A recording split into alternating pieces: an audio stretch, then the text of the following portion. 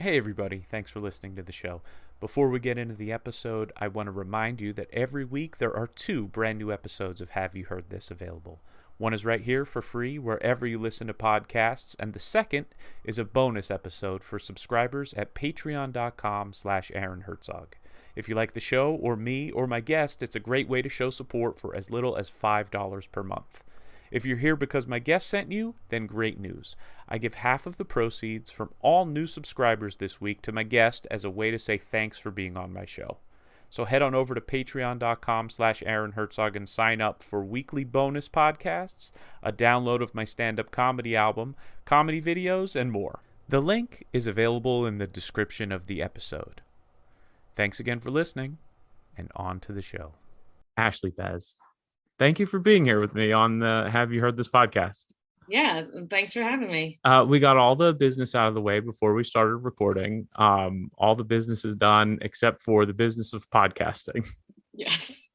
Very lucrative business. Yeah. Oh, it's so, for some it is. And for me, it's just about getting paid in friendship, making connections, talking to people, having a good time.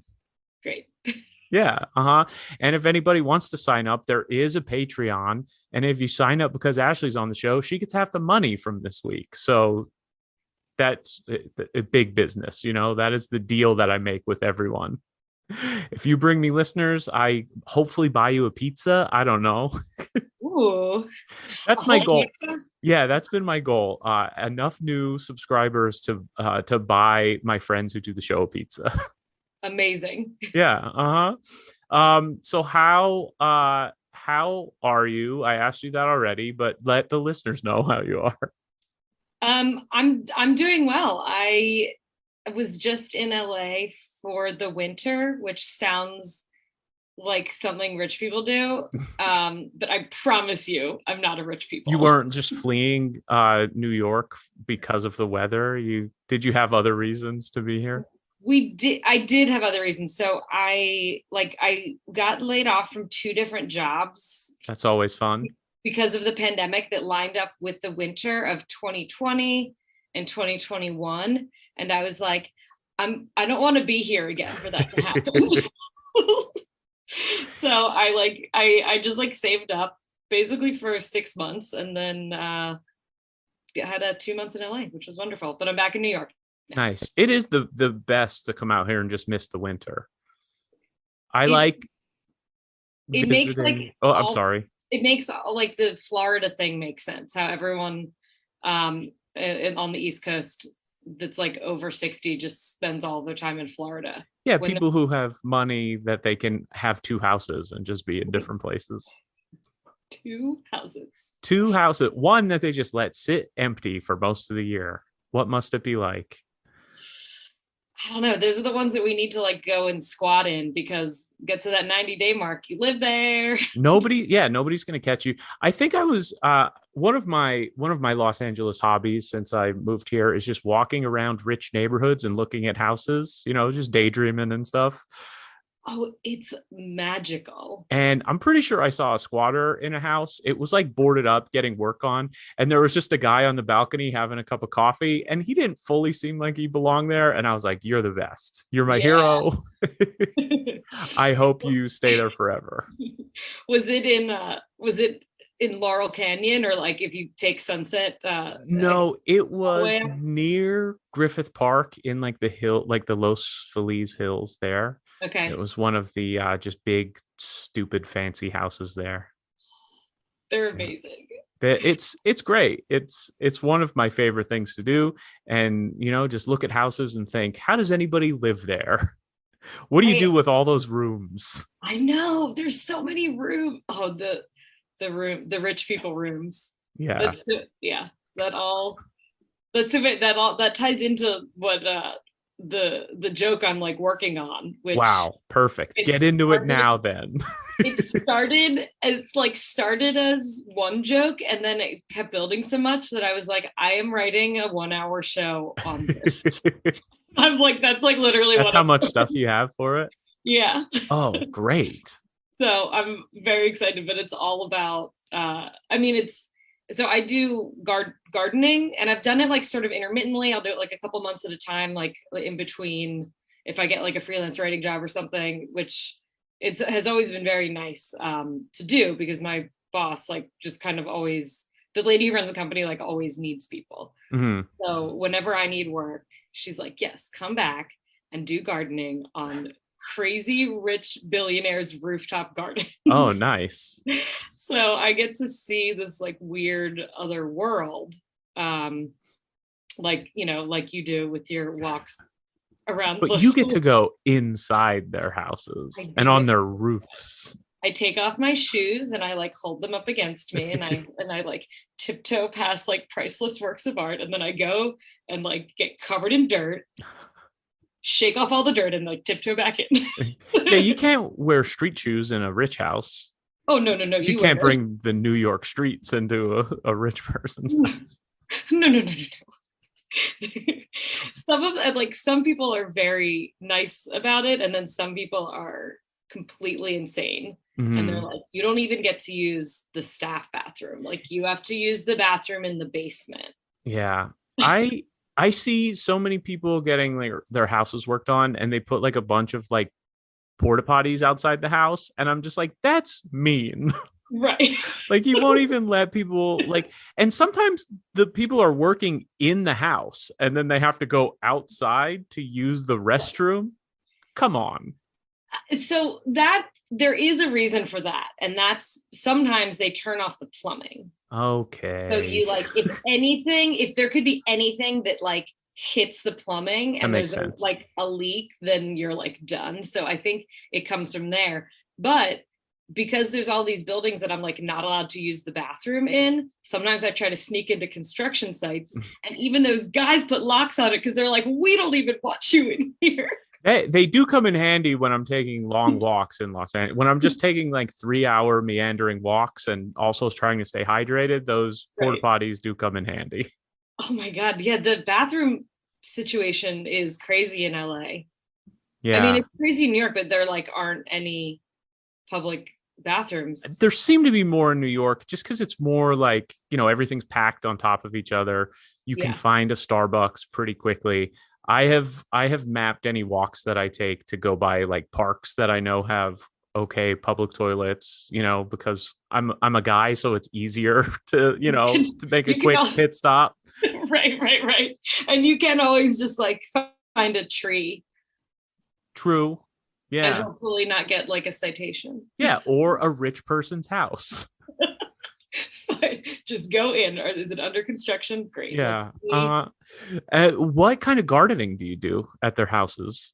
It's mostly just like we basically put plants in the dirt. Okay. So like flowers, trees, decorational. It's the equivalent of if you like wanted to get fresh flowers and like have them on your kitchen table every day, but you want to see them out your window. So it's, you know, they last like, there'll be like a spring planting, a summer planting, a late summer planting, fall, and then like we just like remove everything for winter and like put a bunch of greens in there. It's very not green. Oh yeah. It's just like ripping things out and putting them back in.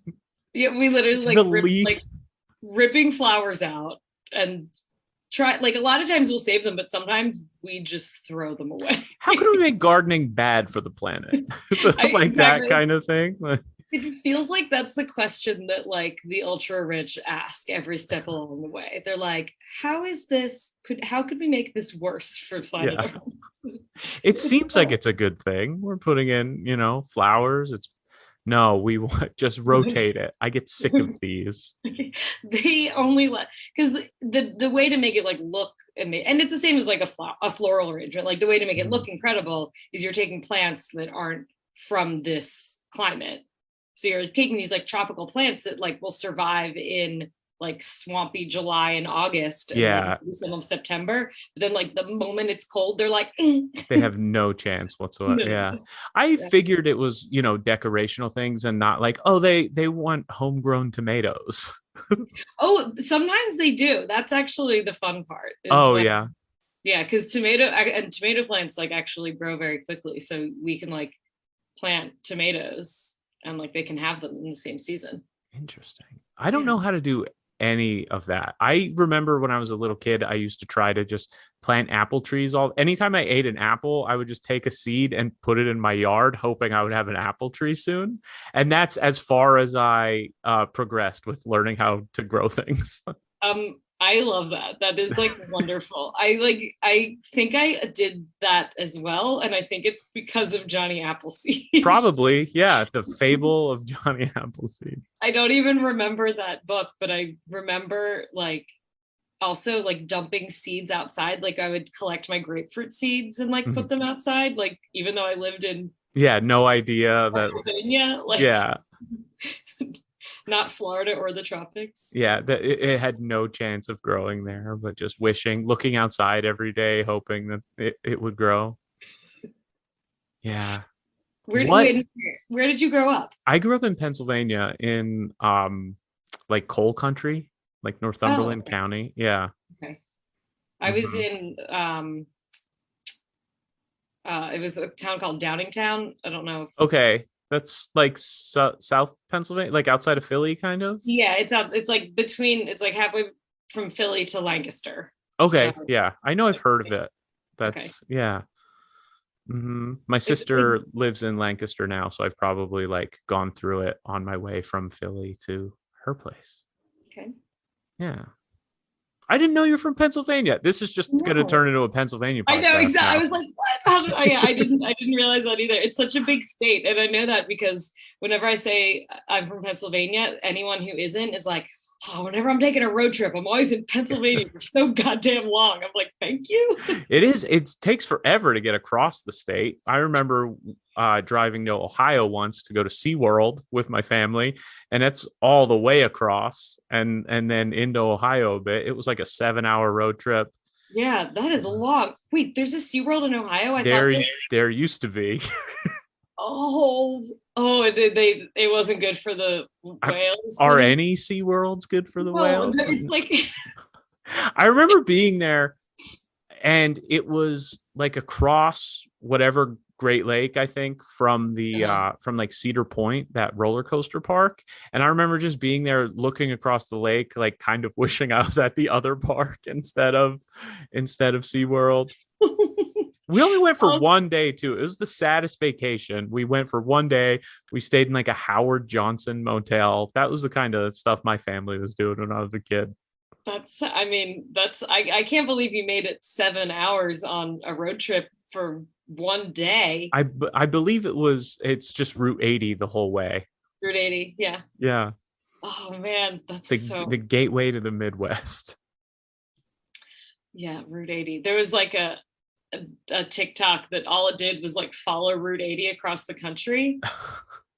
And I was like, and I watched it because I just did that. Because you did. Oh yeah. I was like, Was it I like didn't on a like map, like illustrated, or yeah, like it was like actually someone doing it and taking little videos along the way? it was on a map as if someone like captured like a Waze trip and sped it up sort of I Mhm. don't know, it was very dumb. And I have made it so that there's no more creepy teens dancing on my TikTok. It's all like science stuff and plant stuff and Yeah. rocks, and I'm so happy. You just cultivated the algorithm pretty well. Yeah, I Oh, spent it took one day. I was like, I used to only like whenever I would go on, I just wouldn't look at anything on it because I just hated it, and it was it's very creepy if you just look at yeah. what's popular. And so I was like, you know what, I know how to do this. And I would like the things I liked, and I would say not interested, and I did it for like 1 hour of Yeah. one day. And it And really now started working. and then they know what I want. It's That's great. gonna play well into the idea that I want to talk to you about later on the Patreon episode, which you have to subscribe for. But right now, let's get back to the gardening. Oh, Yeah, so what do you talk about on stage about it? well, the initial when I've taken like a mini break from stand up because I'm editing a short film and I'm working on like a long form show. Hmm. And I also don't want to get COVID. Yeah. There's a lot of things going into it, but I love a Zoom show. They're my favorite. The joke that like made me want to start or to like put this into a longer form, it started because I was sitting in a garden. So we do rooftops, but there's also just like these huge properties that, like, you know how there's a building that it like takes up almost all the city block. Yeah. Some of the big ones. And we do like the garden that wraps like all the way around it. It's like, it's huge. And it's so big that like I will literally like sit my butt in the dirt and just be planting in like the same, I don't know, maybe like 6 square foot, like a 2 by 3 foot area for like an hour, because the whole thing is they want it to be like dense with plants, which is what the fancy people want. They're like, we want no dirt, solid flowers. And I'm like, let's do it, it's gonna look amazing. So I'm like sitting my butt in the dirt, and I hear a voice behind me, and I was like, oh, I know who that is. It's one of the most recognizable voices in the world. That is Jerry Seinfeld. Oh, wow.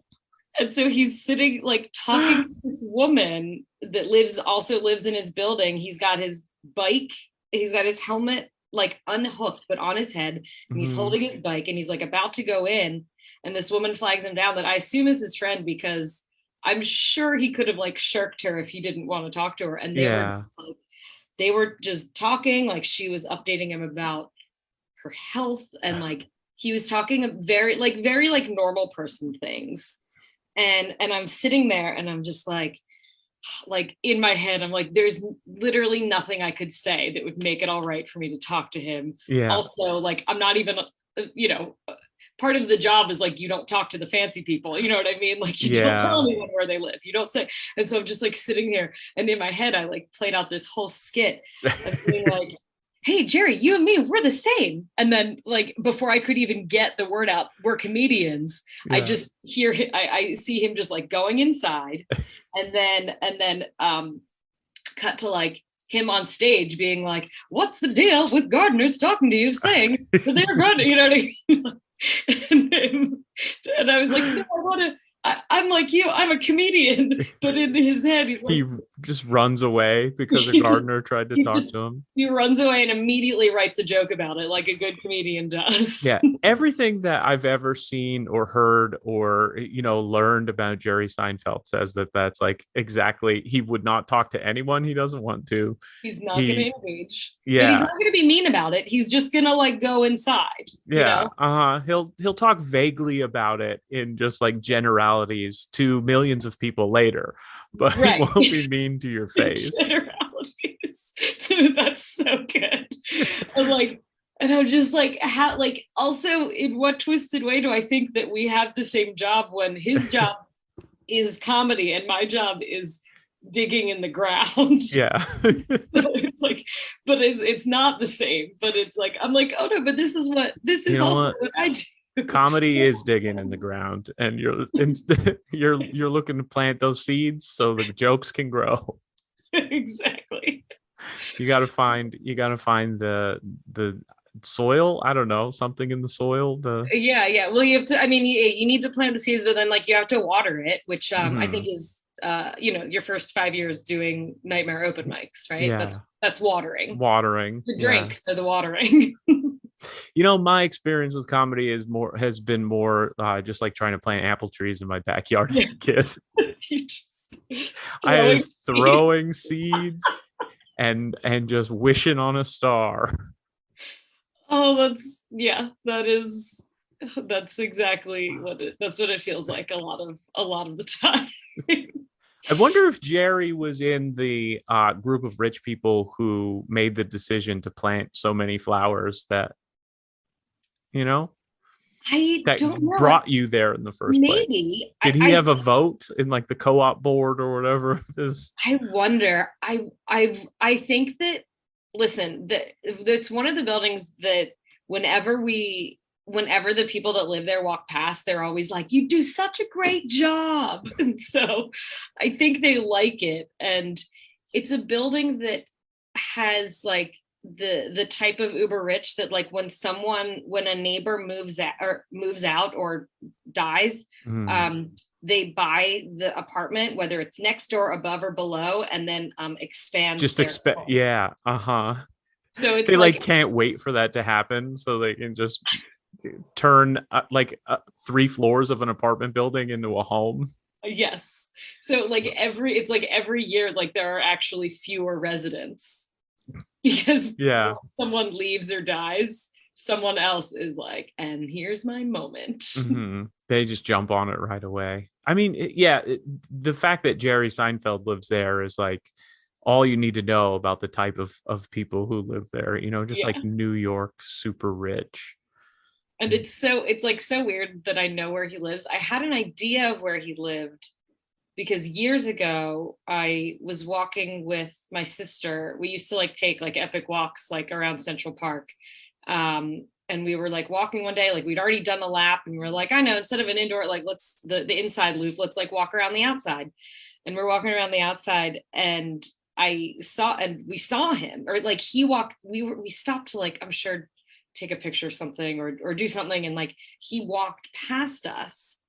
Now a fact you need to know is Jerry Seinfeld looks, sounds, and acts so much like my father that if my father was an actor and not an accountant, he would absolutely crush the Jerry Seinfeld lookalike market.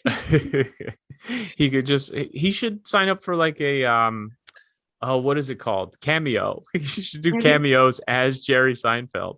Oh my God. I've seen impressionists on there. I'm sure. Oh, there's impressionists on Cameo? Yeah. We got to get Bob on Cameo. Oh my God. Yeah. It would be so great. So is he a Seinfeld fan? Can he He is a Seinfeld fan. He hasn't. Well, that's the thing, is he doesn't do the impression. It's just the way that he it's just how he talks naturally. Yeah. So much like him that I'm like, if you put any effort into this, you just like could be Seinfeld. So as Jerry Seinfeld walks past me, and like my goal in life when I'm with my older sister is to like make her laugh so hard she like has to stop running or walking. And so as he walks past, I go, Dad? And my sister just like bursts into laughter. She's like, stop it. And I'm like, Dad, is that you? Like, she's like, you have to stop. I take it your sister knew it was Seinfeld. Oh, we did. Because you have a running joke in your family that your father is his doppelganger. He's just so recognizable. And I think he was on the phone. Yeah. So like, again, we heard him behind us. We were like, is that? Yeah, of course. Of course it like, is. Yeah. But like we sort of knew where, like I assumed he's like lived in the same place forever. But then when he was just standing there talking, and then I've seen him multiple times since then because it's such a huge property that we're like, I'm like always gardening. Yeah, you work in the building so much. Every time another, like I play out another entire scene in my head of like what I'm gonna say to him. Just planning for those Seinfeld encounters. Be like, hey Jerry, one time a tweet of mine went viral. It was called "Comedians in Their Cars Because They Live There." How do you feel about that? Excuse me, Jerry. Would you like to comment on my viral tweet from 3 years ago? No. I heard Jerry Seinfeld does not like tweets about Jerry Seinfeld, especially like those modern Seinfeld like accounts. He was just like, they're not accurate. That's not what, like, just like very dismissive of like the, like Seinfeld today or like modern Seinfeld. Those ones are like, oh, here's a plot of a Seinfeld show. He was like super dismissive of them for no real reason. They're so, I think he's just sad he didn't think of it. Yeah. Of just like bringing back. They are, and they make sense, and they work. The modern Seinfeld, it's like, how fast can you tell a story? Because it's like the three, it's always three. It's like, they're great. Oh, I didn't even know that. Yeah, each of the characters has a thing. They sort of tie into each other. It's kind of a perfect format for a show. Yeah, I better start one. And that's why he's living in that big, rich ass building. Because he doesn't like Twitter. Yeah, that is why. Because yes. Hey, Jerry, you don't like Twitter so much. Why don't you buy it? Oh, somebody else did. Got beaten to the punch. It feels like a punch. So what is the art, like you said you want to do like a whole hour show almost on it? Is it just about Oh, all your different encounters with Jerry Seinfeld? it's not. It's like Seinfeld Daydreams, the show. it's so the it's sort of like the Seinfeld is like a through line of like, so even though it's like about gardening, it's about how, you know, you want to be an artist but you do this other thing, and then you're sitting there doing the other thing, and you like see, you're like, oh, but that's what I want. The and like ultimate. Yeah. the goal like right in front of you. Like I feel like how often does that happen unless like, I don't know, you're like a waitress at Comedy Cellar, you know what I mean? It's like, but like what I feel like, and I say that because I have a friend who is a comedian that was a waitress at Comedy Cellar, and like how Just like every day they're there. and I, but even that, like you're closer to it, so, and you expect it too. Like you know, right. She took the job at the Comedy Cellar knowing that she would be at the Comedy Cellar every night. You didn't know that you would be gardening for Jerry Seinfeld when you I did not know that. So that's sort of the through line, is like coming to terms with like being an artist and like having a different job and like it like facing you, and then like using sort of like, you know, using this thing that you took as like a day job has actually like inspired so much. Yeah. So I mean, it's a lot of like funny stories, like, you know, creepy people staring at me, hilarious old ladies. There's like just some of the things that you see in the houses that I'll never describe exactly because I don't want to get anyone in trouble, but it's just and like, you know, a little bit of like wealth disparity is in there, obviously. But I also have a vocalist background, so there's like a couple original songs. Oh, nice. Yeah, a musical. So it's a little bit of a musical. There's a parody song and like a couple originals, and yeah, so that's sort of how the show is gonna go. That's cool. Yeah. Is like what kind of like day jobs have you had while doing comedy outside of being a gardener and freelance writing and things like that? I waitressed. That was like I actually waitressed during the pandemic, which felt insane for a lot of reasons. Dangerous. Exactly. I was like, please take your mask off and eat at me. I've worked in a couple of different like offices. Like I actually worked in an office that was in this man's brownstone that was, I think at one point he wanted to redo it, so there was like nothing on, it was like bare, like there was nothing on the ceiling except exposed wires and I what is it called, insulation. And like the walls were just insane. There were like 3 pieces of carpet kind of askew, and then I went in every day for 2 months and was like, I can't be here. I don't. And it was like a fax company. And this was in 2018. Like making machines or sending faxes? Sending faxes electronically. And I'm like, you know that everyone can do that on their phone? And like he somehow had a whole company that was about faxes. Well, it's like how like couriers are still a thing. Like sometimes like you have to do that for some reason, or I don't know if faxes are the same. You know how like some documents need to be delivered in person. Right. And that's why there are still couriers that like run around cities. But I don't know if it's the same thing with faxes. It's not like, no, because it's just a copy, like an email. You can email it. Yeah, like you can email it and it will show up to a machine. You do not need. It prints the same way. It does. It really does. It prints the same way. That weird heat paper. Yeah, I find it.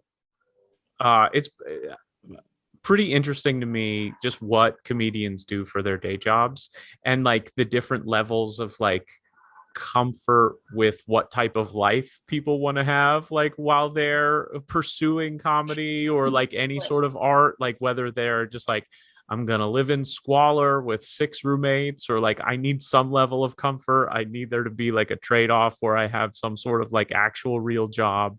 Right. It's just like, I how, like, so many people getting by being like, you know, like dog walkers or like, you know, just door dashing and things like that. Yeah, and I see it as like a line, and like the comfort level, like the what I need just goes up with age. Like Yeah. I Uh-huh. literally just see the graph in my head, because like you're just like, no, I don't want. I think as I came from like an office job before I started comedy, Hmm. so I never did the like 5 million roommates thing, Yeah. except for like right after college. But like I think I've always I've been like, I want my apartment to get nicer over time because that's how it works, right? Yeah. Uh-huh. Yeah, like move into being like a real adult, quote unquote. Mhm. Yeah, I started doing comedy in college and I majored in journalism. So there weren't a lot of like, oh, let's get a real job in this options after college. Right. So I went right into like I had a job in like I got a job in a cell phone store doing sales and I had that for like a year. And then Okay. I got fired and it was 2009, so I was able to be on Okay. unemployment for 2 years and those were the greatest 2 years of my life. The unemployment years? Yeah, uh-huh. Like Obama extension unemployment, like for 2 full years when I was like living in Philly and my rent was almost nothing. So it was just like, oh, this is like sustainable. I felt like a full-time comic. I was just like going to mics every day and like writing all day and just like hanging out all night and getting my $300 a week. That was more money than I needed. Right. It's like wild how if you're used to like living on a small budget and then you get unemployment, you're like, this is amazing and I can do what I want with my life, which There like was, feels yeah, uh-huh. crazy that like that's the only way that some artists like ever get to like actually pursue what they want. Hmm. And then And you realize like how many people are just rich or like come from money. And like then that's when you get really jaded about it, or just like, oh, that's how you can do this. I used to have a joke that was like, I want everyone to have to say who pays their rent before an open mic.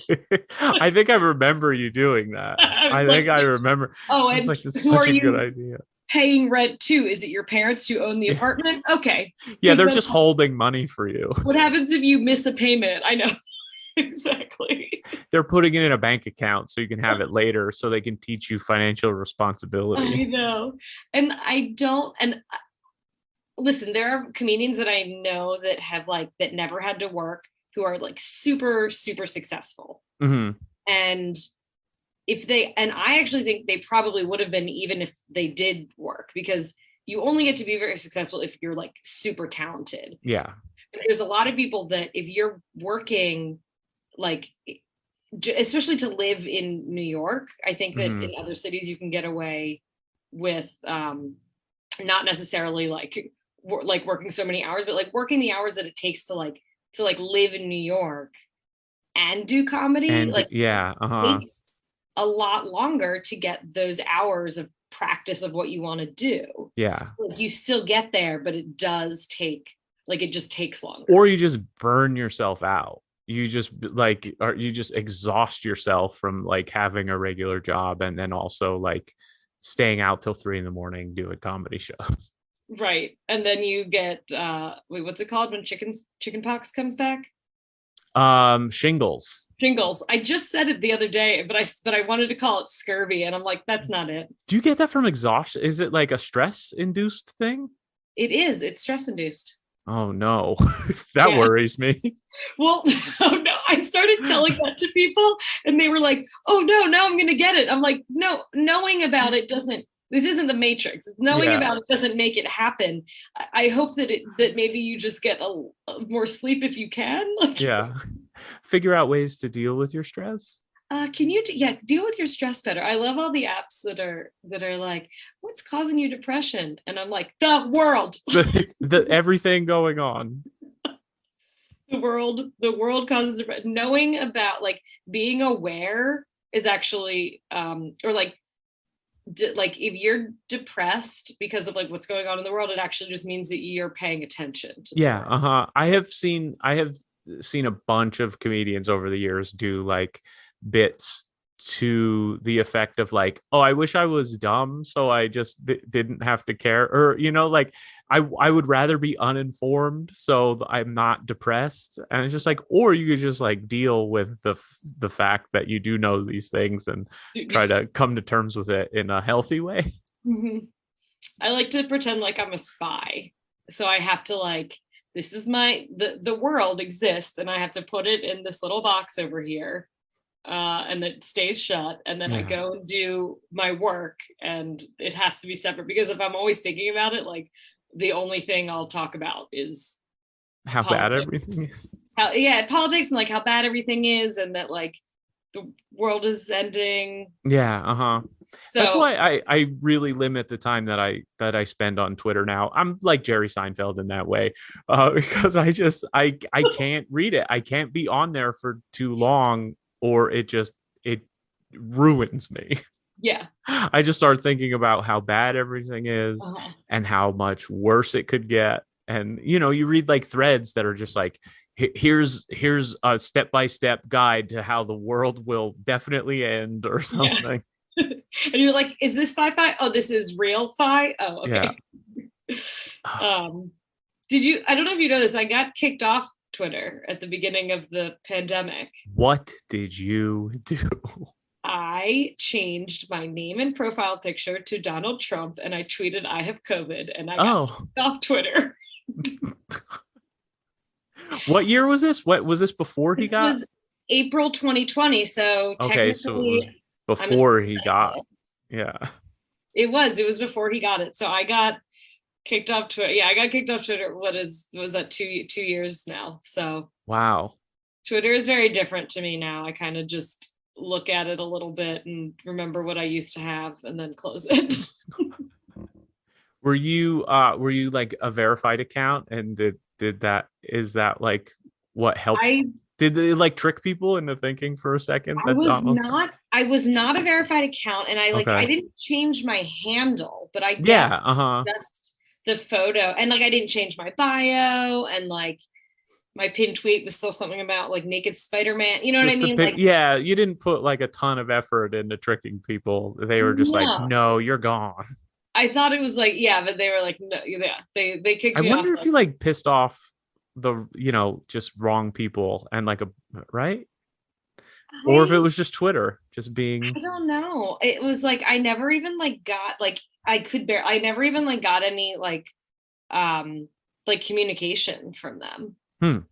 So it's just gone. You just went to Twitter and it was gone. You didn't get an email saying like this is a violation of like a year later. I got an email that was like, you're not going to be allowed back on this account. Well, okay. I kind of figured, since I'm not allowed back on the account. Yeah, that it wasn't for a whole year, that it's not going to happen. Well, maybe you'll be happy with the free speech direction that Twitter's going in now. Oh my God, they're going to let me back on with all the Nazis? Yeah, yeah, where the freest of speech can reign, and you can't tell anybody that they're wrong, because that's it's wrong to tell someone they're wrong. It's wrong to tell someone they're wrong. Yeah, that's akin to a violation of the First Amendment rights. I want Jerry Seinfeld to like start a social media app. Yeah. Like Jeremy Renner. Jeremy Renner has like a whole app just devoted to him. I did not know that. It's like exclusive content, like interviews with Jeremy, like join. He just has a Patreon, but just his own. It's like I think it's like a whole app. Yeah. And I think Jerry should start an app. Just for updates with Jerry Seinfeld. Updates, yeah. Call it Updates with Jerry Seinfeld. There would definitely be pictures of the beautiful flowers in his building. Oh my God, it'll be the only time I'm like, it's like I'm his feature artist. And then one day just a post about how his gardener tried to talk to him. Yeah. Can you believe this? I feel like it would be more like, can you believe this? They've got white gardeners now. Just out of touch, Jerry. He's been too rich for too long. Too rich for too long. That is like, I feel like half the looks I get are that I'm not a Mexican man, because that's what they expect from a gardener. Is like, I mean, the classism in New York City is such that like those are the jobs that immigrants get, like especially Mexican immigrants. And when I'm doing it, people are like, what happened? Like, it's like their brains broke. Yeah. They can't like fathom that like you enjoy doing the work, that it's Yeah, like like something that you like doing. it's like actually really great. And then like I'm finished, and then I'm like, look at this giant thing I did. Yeah. You have Yeah. like a project that yeah. Do you look for like specific types of day jobs when you need a job, or are you just like, I'll take whatever? I used to like always do office temp work. Hmm. And the I don't sit still well, so the and then I was like, when I went to waitressing again, I was like, I actually can't do that because it is somehow like 10 times more demeaning than being a stripper. And then when like this opportunity presented itself, I was like, this is perfect actually. Yeah. So I haven't and in terms of like writing like freelance stuff, I will take like any writing freelance job that comes my way because I do love doing it. But Hmm. for the like extra for the extra work, the gardening is very good. Yeah. Did you garden before this job? Oh no, No. no. No, it wasn't a hobby. It wasn't something that you, I still like don't know what I'm doing, but yeah. like I was such an outside kid that it just like really worked well as soon as I started doing it. Okay. Yeah. And is it like usually just you, or is there like a team of people? Like, because I'm picturing like vast projects here, the way that you're Oh, describing it. Like, I mean, occasionally I will just do like a big huge flower bed, but there's a whole crew like mhm, like doing the whole building and everything. Yeah. yeah, there's like there's like a couple like vans that pull up and like all Okay. the plants and like all the guys that have bigger muscles like bring the giant bags of mulch down for me and the bags of dirt and I'm just like, okay, I'll just take the flowers. Yeah, it is like it's like a whole crew. It's like a whole big opera. I don't know, maybe like 12 people or something. Okay. Yeah. So That's a crew. That's a yeah, team. it's a crew. Yeah, How it's many like other people have seen Jerry Seinfeld? I'm focused on Jerry. I keep telling people on the crew about it, and I am somehow still the only one that sees him. Maybe he's like an imaginary friend situation. Maybe you're just hallucinating Jerry Oh Seinfeld. no, I don't even do. If I did drugs, I would be like maybe, but I can't even do drugs. Like It's you're in the heat. It's like a heat stroke kind of. You're out in the sun. You're God. getting. Are you wearing proper sun protection? Do you have a Wait, hat on? Are you? oh my God. Wait, my oasis in the desert is just seeing Is Jerry Seinfeld when I'm about to pass out from heat stroke. yeah. Uh-huh. And after a long bike ride, just having. Yes. After a long, yes, I've manifested like an activity that he's done and even a person that he talks to. Yeah. Uh-huh. The late. Yeah. The Every day, his friend everything. and her health is just all in your head as well. I know. I'm like, what is? I mean, it tracks. Listen, I have bonkers dreams, so it totally makes sense. Oh my God. What are the like some of the good and bad interactions that you've had with rich people at your job? Some of some, I think like I have this one bad one sort of sums up like all of it. So I was um digging bulbs or like digging holes for bulbs, which like you like really have to like go deep. Hmm. And it's just like, my butt up in the air as I'm like digging into the ground. And this guy from a building like walked out the door and stood in like behind me in the courtyard, like Oh, 10 feet away what a great start to a story. for so many minutes. And I was like, is he not going to leave? He's not Yeah. going to leave. And then he basically just kept taking like a step closer to me.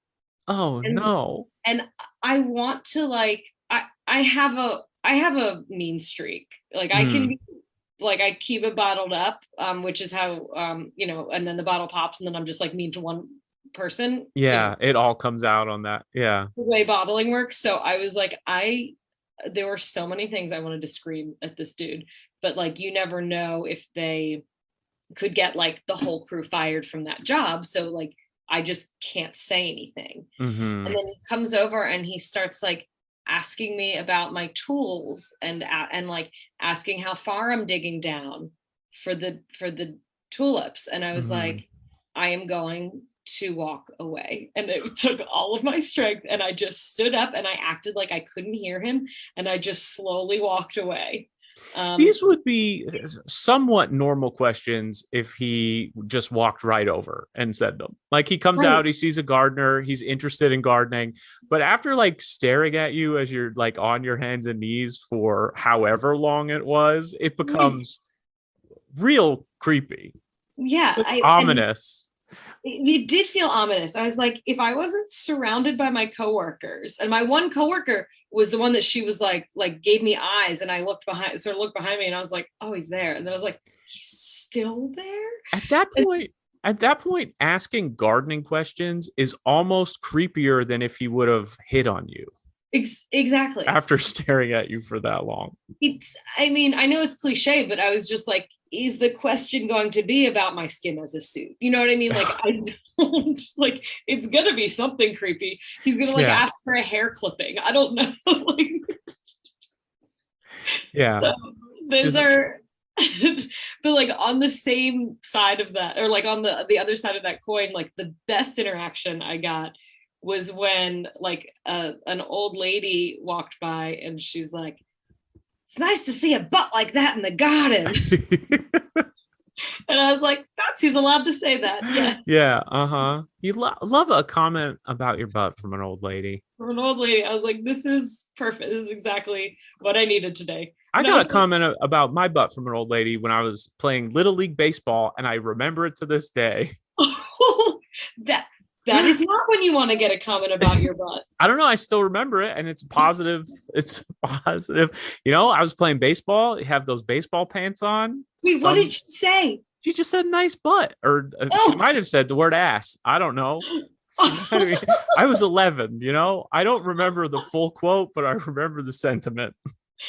Oh my God. Those tight, little boys in those tight baseball pants. Baseball pants.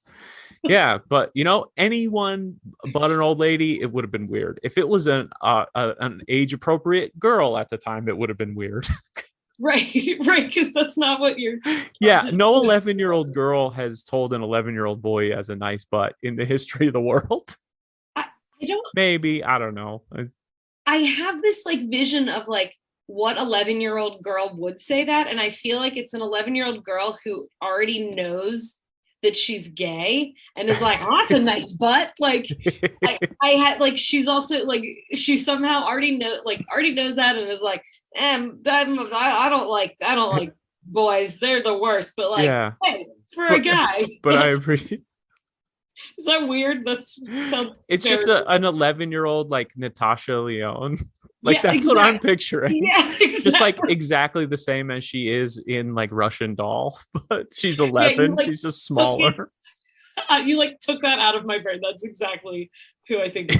I think you did like an impression of what you had in your brain, and that's how I pulled it, because you put it out there in the attitude that you put forth into the world. I think that's all I see it.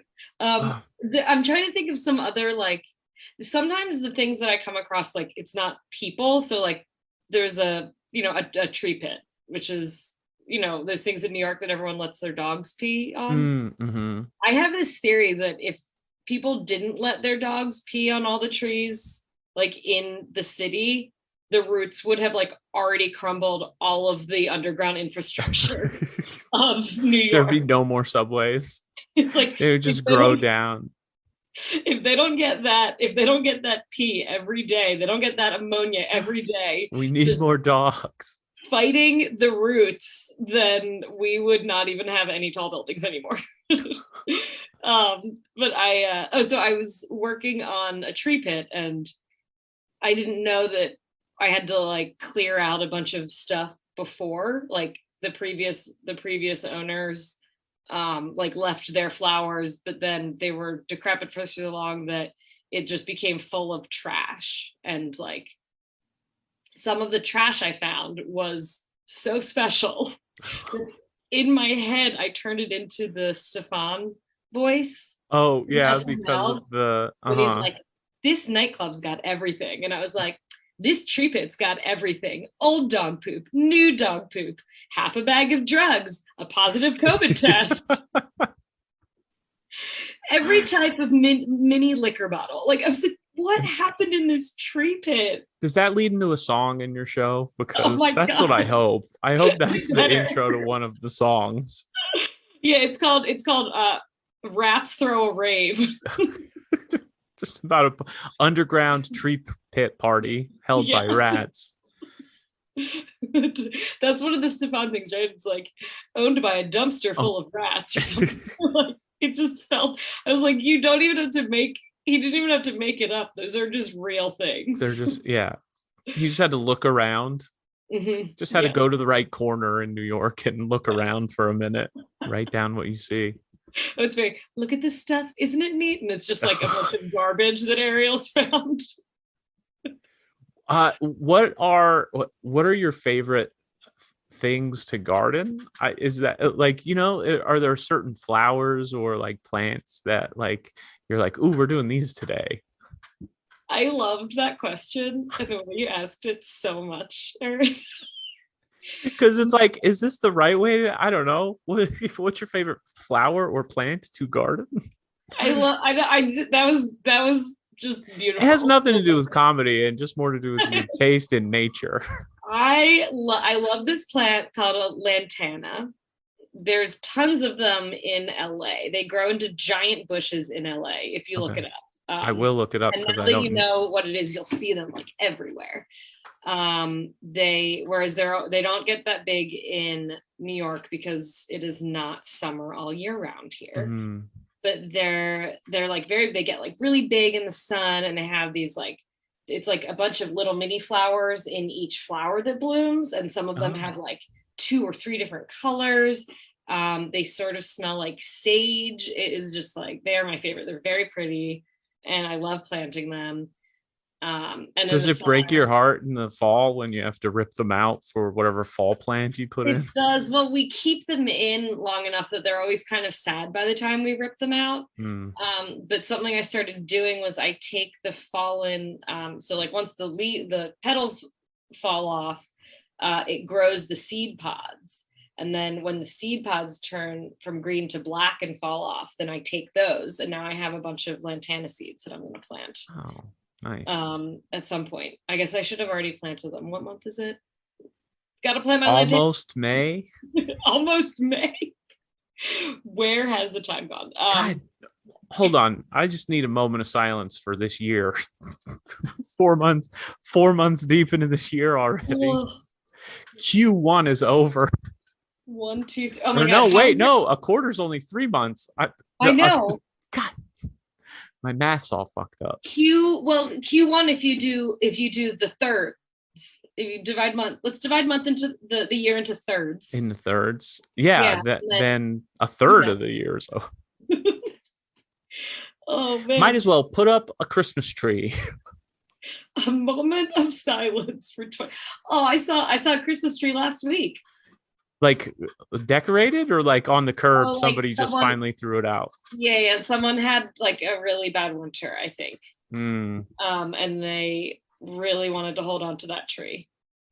There was a lot of that in the past few years. A lot of late Christmas tree getting rid of, and I support it.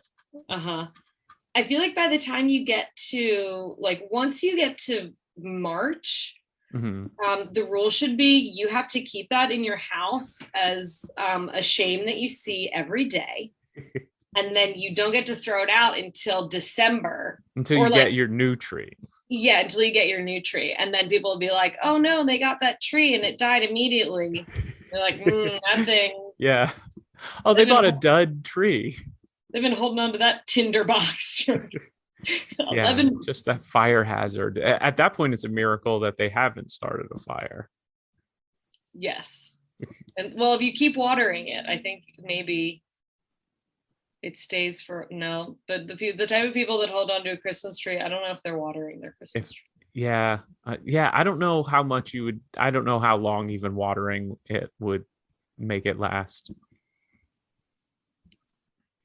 I don't know. I just know that I love the videos that newscasts do when they're like, remember to water your tree and to throw it out as soon as Christmas is over because it can cause house fires. Yeah. And then they do I think like John Oliver did like a compilation of it, whereas they hit the Christmas tree with like a flamethrower. It's like, well, of course it's gonna the house fire if you light it with a flamethrower. I think the flamethrower is doing the heavy lifting in that house fire more than the tree. You take like a flamethrower to like a shower and it would catch on fire. Yeah. Can you believe this flamethrower caused a fire in a house made of wood? Yeah. We took this. I don't know. I lost it. we took this house. We lit it on fire and it caught. Okay. Yeah. We tried. We poured gasoline all over the place. Started a fire, a small fire, just one match. That's all it was. Just one match. And now all of these people's possessions are lost forever. Don't be like us. Did you grow up with fire safety days? I remember having like a firefighter come to our school and do some like stop, drop, and roll stuff. But I think it was mostly focused on like if you caught on fire personally and not like how to properly start fires or be around fires. Or I think it was just like, don't play with fireworks. Here's what you do if you catch on fire. Okay. Because we had fire safety days, but I left it absolutely sure that it wasn't an if, it was a when my house caught on fire. What would I do? Because they told you all of the like ways a house could catch on fire, yeah, or like, just like being like, you need an escape route, you need to like have a plan. They did do that. They told us, I remember that now. You jogged my memory of like, hey, you need to come up with a plan to get out of your house if there's a fire. And I remember making my mom help us come up with a plan. That's exactly what I did. And it was because it was like, oh, because my house is going to catch on fire. Like, yeah, it was like, it's like the same as like when you're a little kid and you watch the Olympics. You're like, it's not, am I going to the Olympics? It's which sport will I do when I go to the Olympics? Yeah. So it wasn't like if my house catches on fire. It was like, okay, so when my house catches on fire, like which stuffed animal am I taking? What am I grabbing? Yeah. Which of my 3 sisters do I bring with me? Like, you know, and I had the rope, like there's that like yellow rope, that like fireproof rope that we made my mom go get. And then I would unravel it and put it out the window to make sure it went all the way down. I don't know what I was tying it to, but like I was so like obsessed with it. And like, I just like imagined my house burning down, but thankfully not enough to, have done it myself with I now remember doing that same thing.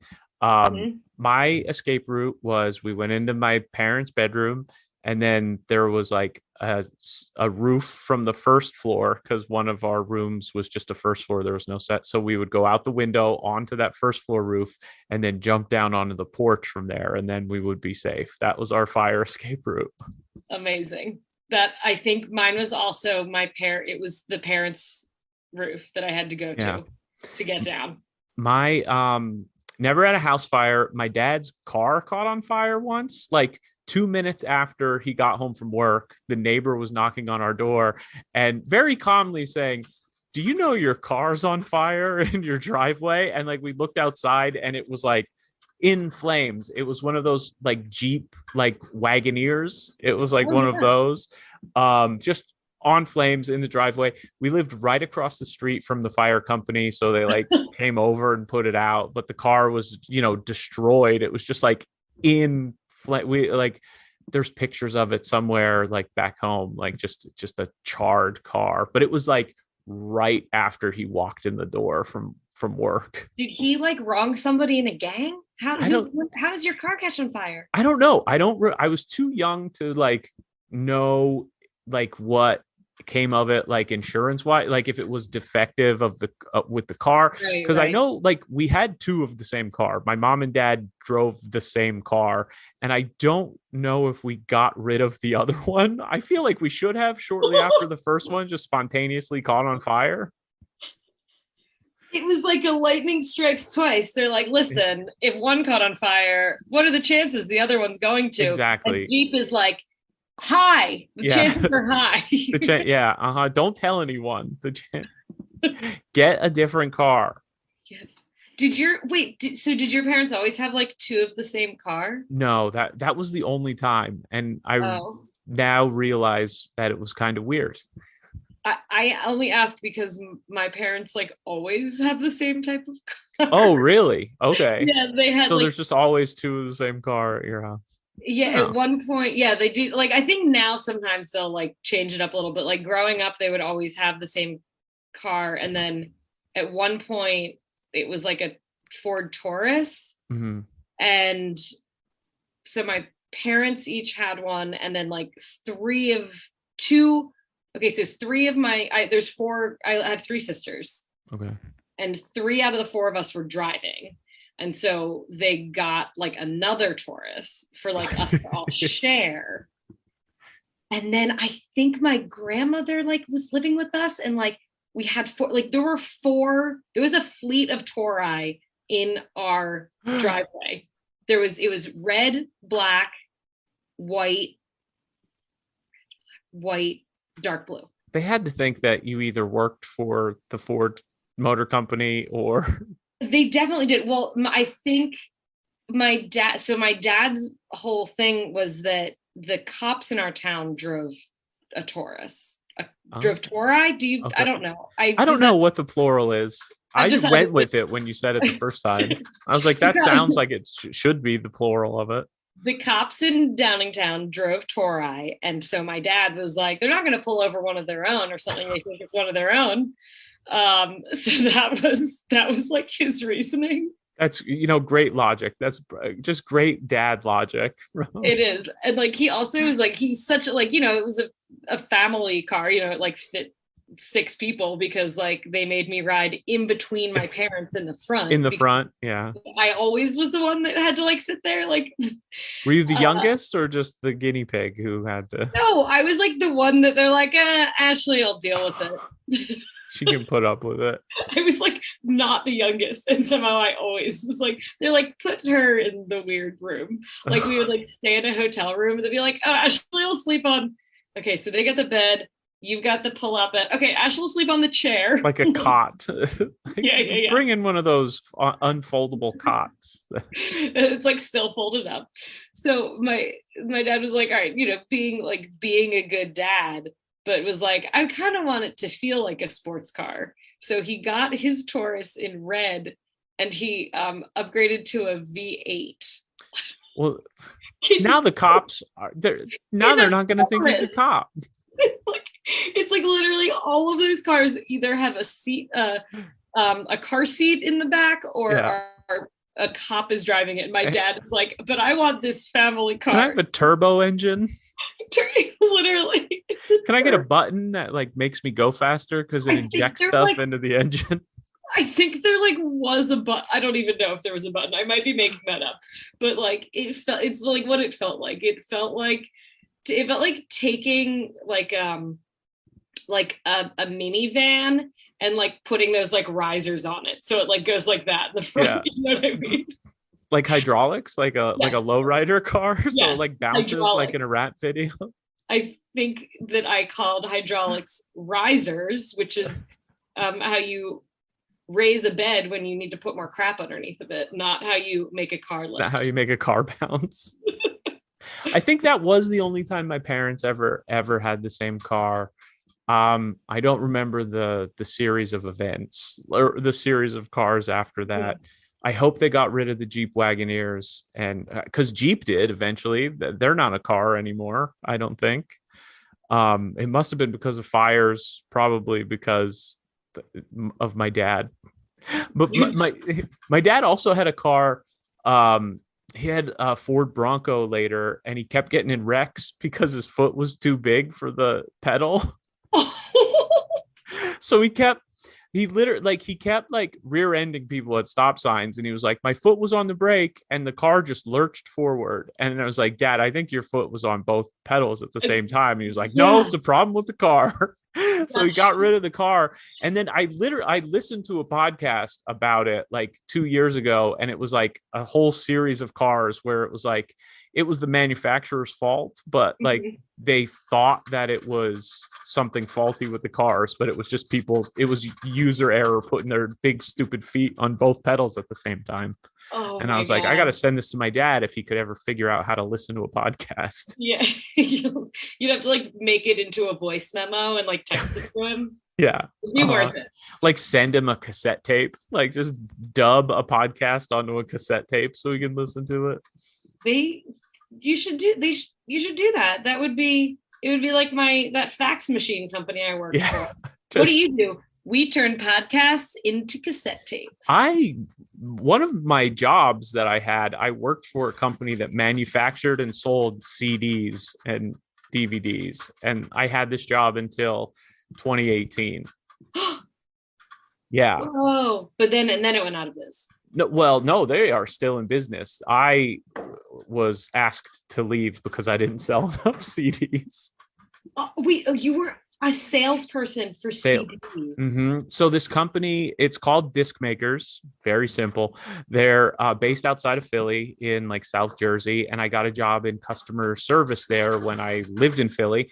And then they had a sales office in New York. So when I moved to New York, they let me transfer and like promoted me to a sales trainee. And they are like, they work with like independent music artists, small labels, like churches to like have CDs made and stuff. So my job was like calling people who like looked at our website and being like, hey, what kind of project are you working on? What type of music do you do? When are you trying to release a CD? And then like trying to convince them that like physical media is still a thing that they need to do. Like the merch table. That was the push. You got it. It was like, hey, it's good merch. People still want like a little CD they can have and hold on to. It's good merch. And we'll set you up with digital distribution too. But, it was a rough time to be in the CD sales. I say I'm basically the 21st century version of like a coal miner because that's where I grew up. Yeah, the jobs are no really more. Is. It reminds me of like, like selling beepers when there's iPhones around. The selling. Oh, that's so funny. I mean, I worked in the music industry for like 7-8 years. And what did you do in the music industry? I worked for a huge music publisher, and I was like a paralegal assistant. Okay. And then I worked and then I was an assistant in marketing. I guess I didn't see myself as more than an assistant. I don't know. I think it's because I always like knew I wanted to like do other things. Yeah. And I'd never I just was like, oh, well, this is like easy and I can leave it and not take my job home with me. That's how I've always viewed jobs too. I've always like viewed things as like, oh, this is just a job I'm doing while I pursue other things. And, that's why I don't have like a advanced career. Exactly. It's like my career is, my resume is long in like the worst way. It's just so lots of stuff all things. Over the place. Yeah. So many different things. Wait, did you see Severance? No, I haven't watched it yet. I gotta get like a Apple TV trial or subscription or something so I can watch it. Yeah. I've heard it's great. But the idea of like separating work from, which I think is another thing that a lot of like artists do. And like I did that for so long. Like when I first started gardening, I was like upset with myself that like it was like another job. Yeah. Not in what I wanted to do. And it wasn't like a career move from something else I had done. I was like, I just keep like starting at the beginning, and I would be down on myself. Like every day I went to work, Yeah. And like, the only way to solve that is to just like not be down on yourself. Yeah. To flip your attitude about Yeah, it, you're because like, you still have to do you it. have to. It's like, all right, if I'm upset with myself every day, like it's actually not helping anything. Like then I come home upset and I'm not like I'm not like writing, I'm not like making the work I want to write. Yeah. And so like by viewing it in a different way, it was just very helpful. Yeah. And then if you like, if you take it to work and you're like not performing well, and then you get like bad reviews or something, like that makes you feel even worse about it. And then, yeah, it's just a bad spiral. Right. And like, it's also easy to like have these, you have these interactions with people who are so rich that if you're coming from this place of like feeling like you're worthless, it's not like, that's just not help. Like, it's not like helping you. It's not helping the business that I work for. It's not helping you have a genuine interaction with someone who, yeah, sure, they're like in a different class of person, but like, it doesn't mean you can't like learn from them and like see like, see like what, like how they view life. Like I still find it like very fascinating. Mm-hmm. Definitely. Is there anything else about that you wanted to get into about your idea that we didn't touch on, because we just meandered all over the place, mostly talking about, first half, a lot of Jerry Seinfeld, second half, just a lot of life philosophy stuff, I think I'm trying to remember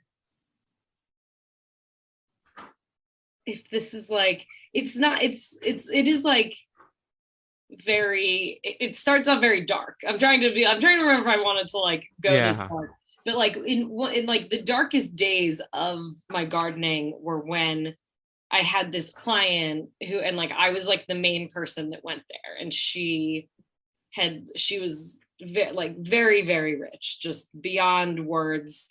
There were things in her apartment that I was like, I have seen that at the Met.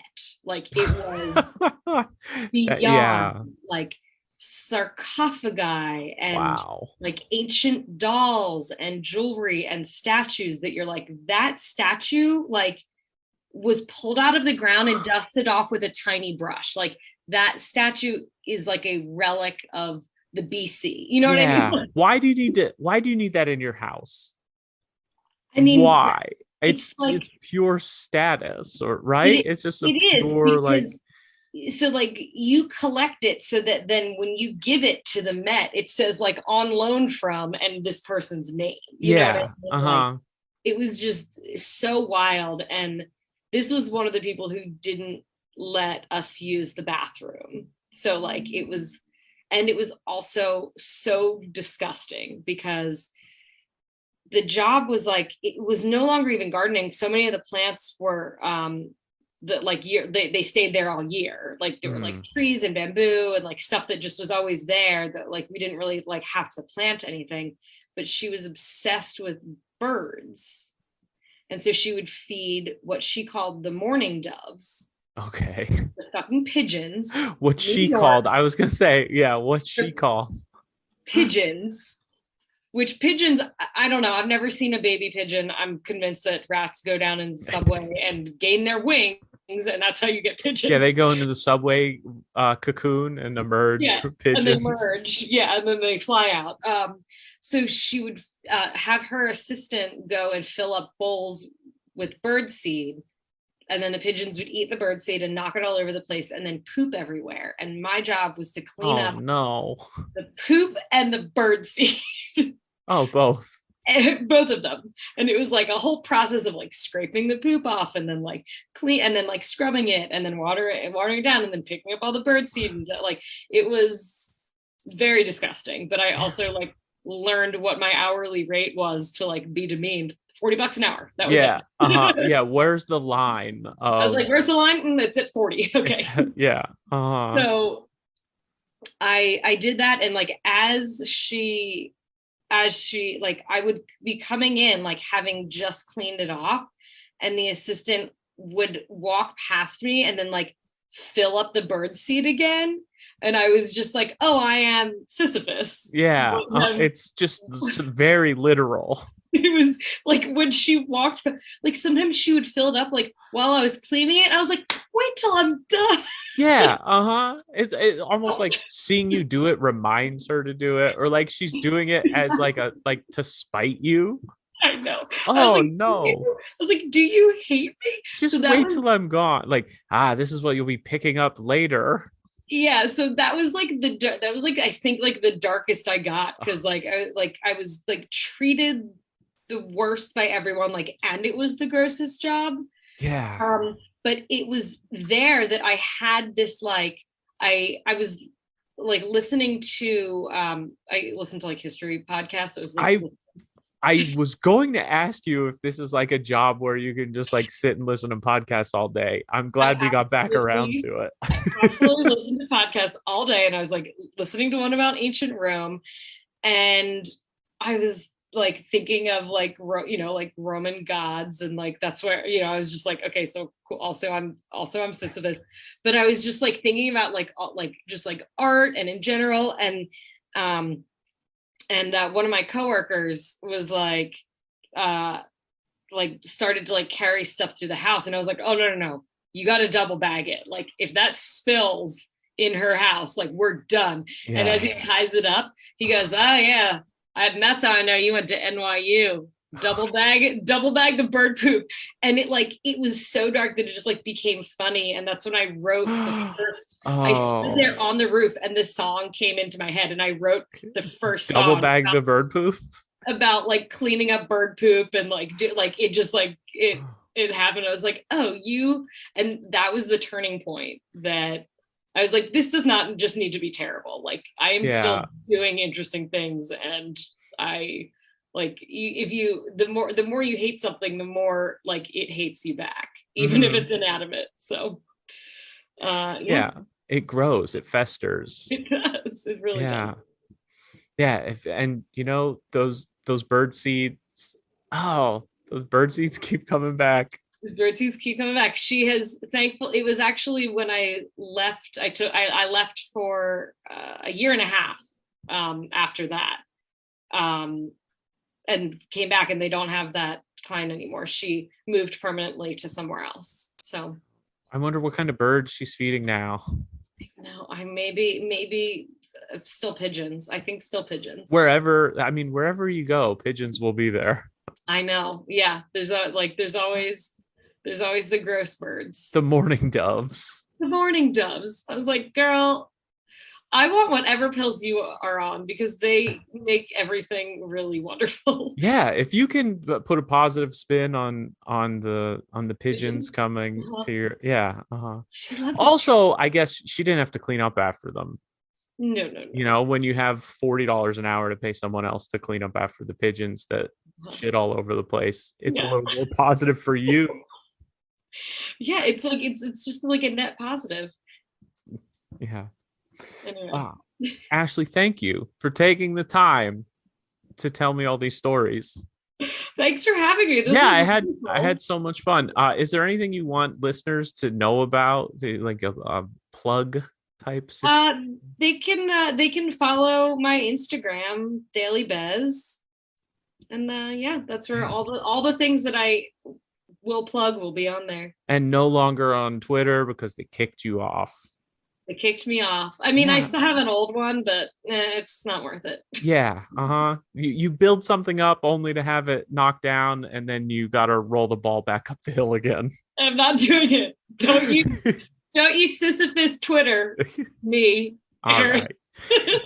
And you have a few minutes to keep talking to me on a bonus episode over on Patreon. Oh, you bet. Oh, excellent. So you can listen to me talk to Ashley more at patreon.com/Aaron Hertzog and sign up so I can buy Ashley a pizza.